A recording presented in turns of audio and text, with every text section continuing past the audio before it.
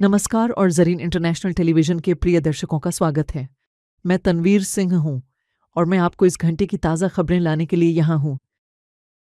Donald Trump America के राष्ट्रपति Qatar के अधिकारियों से मुलाकात के बाद आज दोहा में अमेरिका के सबसे बड़े सैन्य अड्डे पर गए। ट्रंप का कार्यक्रम है कि वह अल उदीद देश में भाषण देने के बाद संयुक्त अरब अमीरात जाएंगे। श्री ट्रंप ने इससे पहले दोहा में एक बैठक में कहा था कि अमेरिका ईरान के साथ परमाणु समझौते के करीब पहुंच गया है।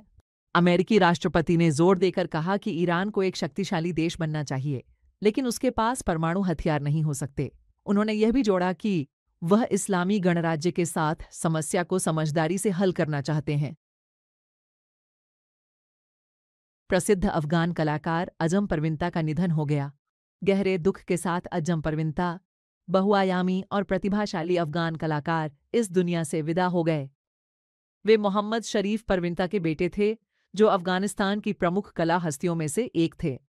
अजम जिस भी वाद्य यंत्र को हाथ में लेते थे, उसमें उन्हें असाधारण महारत हासिल थी। अजम परविंता सितारे नामक कला समूह के प्रमुख संगीतकारों में से एक थे और उन्होंने अहमद जाहिर के एल्बमों में भी सहयोग किया था। वे खास तौर पर गिटार बजाने में माहिर थे। इसके अलावा उन्हें जादूगरी की कला में भी महारत हासिल थी और वे कभी-कभी अपने दोस्तों का मनोरंजन करने के लिए अपने हुनर का प्रदर्शन करते थे। उनका शानदार व्यक्तित्व, मिलनसार स्वभाव, हंसमुखी, दयालुता और अच्छे दोस्त होने के साथ-साथ उनकी कला ने इस अफगान कलाकार की यादों को अमर बना दिया है। नूर वुजोहात, जो जरीम इंटरनेशनल टेलीविजन के संस्थापक और अध्यक्ष हैं, अपनी ओर से इस कला जगत की क्षति पर उनके प्रिय भाइयों, पूरे सम्मानित परिवार और उनके सभी सहयोगियों के प्रति संवेदना प्रकट करते हैं। अंतर्राष्ट्रीय संगठनों ने हमीद फरहादी की तालिबान की जेल से रिहाई की मांग की है। एमनेस्टी इंटरनेशनल ने इस पत्रकार की मानसिक और भावनात्मक स्थिति पर गहरी चिंता व्यक्त करते हुए कहा है कि फरहादी से पूछताछ के दौरान दबाव और दुर्व्यवहार किया गया। एमनेस्टी इंटरनेशनल ने कहा कि फरहादी को अभिव्यक्ति की स्वतंत्रता के अधिकार का उपयोग करने के कारण जेल में डाला गया है। तालिबान ने हमीद फरहादी को अपने शासन के खिलाफ प्रचार करने के आरोप में 2 साल की जेल की सजा सुनाई है। ताजिकों की राजनीतिक एकता परिषद ने अफगानिस्तान में संघीय व्यवस्था पर एक सम्मेलन दर्जनों राजनीतिक कार्यकर्ताओं की ऑनलाइन भागीदारी के साथ आयोजित किया है। फौजी जरीफ की रिपोर्ट।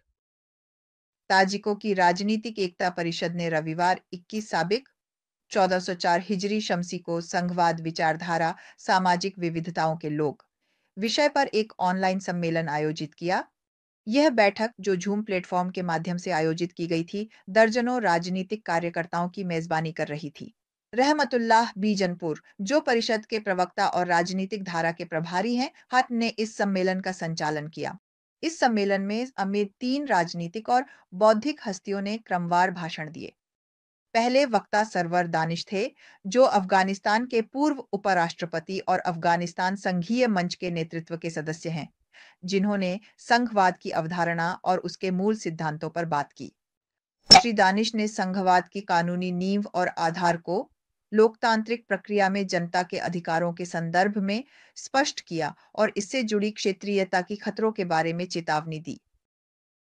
दूसरे वक्ता डॉ नजीबुल्लाह मसीर थे, जो मुजाहिदीन काल के पूर्व उप प्रधानमंत्री और वर्तमान में ताजिकों की एकता परिषद के अध्यक्ष हैं।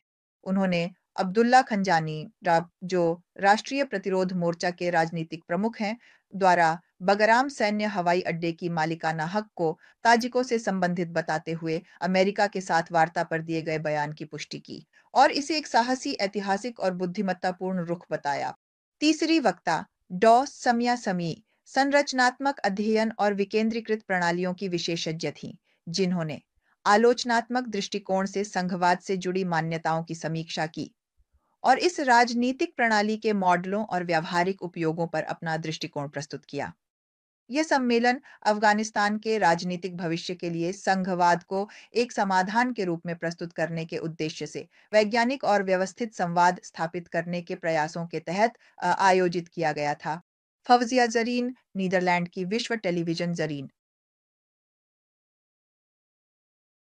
एक ईरानी अधिकारी ने अफगानिस्तान के कीमती पत्थरों के खनन के क्षेत्र में तालिबान सरकार के साथ अपने देश के सहयोग की जानकारी दी है। मुल्ला मोहसिन मुजफ्फरी, जो कि खुरासान के गवर्नर हैं, ने अफगानिस्तान को समृद्ध खनिज भंडारों के कारण व्यापार के लिए एक प्रमुख साझेदार बताया है। उन्होंने कहा कि तालिबान और ईरान दोहरान में एक विशेष आर्थिक और खनिज क्षेत्र स्थापित कर रहे हैं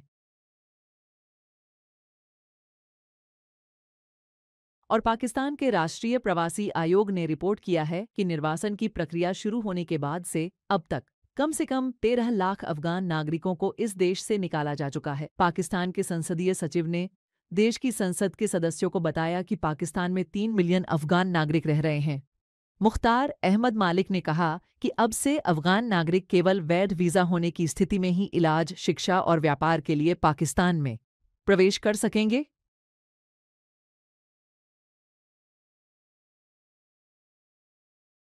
केंद्रीय सुरक्षा और समानीकरण मामलों की आयोग की बैठक काबुल में तालिबान के रक्षा मंत्री मोहम्मद याकूब मुजाहिद की अध्यक्षता में आयोजित हुई। इस बैठक में मोहम्मद याकूब मुजाहिद ने व्यवस्था और जनता की सुरक्षा को सभी अधिकारियों का धार्मिक और राष्ट्रीय कर्तव्य बताया। उन्होंने यह भी जोर दिया कि अधिकारियों को अपनी जिम्मेदारियों का निर्वहन ईमानदारी और सूझबूझ के साथ करना चाहिए। काबुल में सूत्रों ने बताया कि खरबूजा और तरबूज मार्केट के दुकानदारों ने, जो कि चौराहा शहीद में स्थित है, तालिबान के खिलाफ विरोध प्रदर्शन किया। स्थानीय सूत्रों के अनुसार विरोध उस समय शुरू हुआ जब तालिबान इस मार्केट की कुछ दुकानों को अपने समर्थकों में बांटना चाहता था। तालिबान ने हवाई फायरिंग कर इस विरोध को काबू करने की कोशिश की।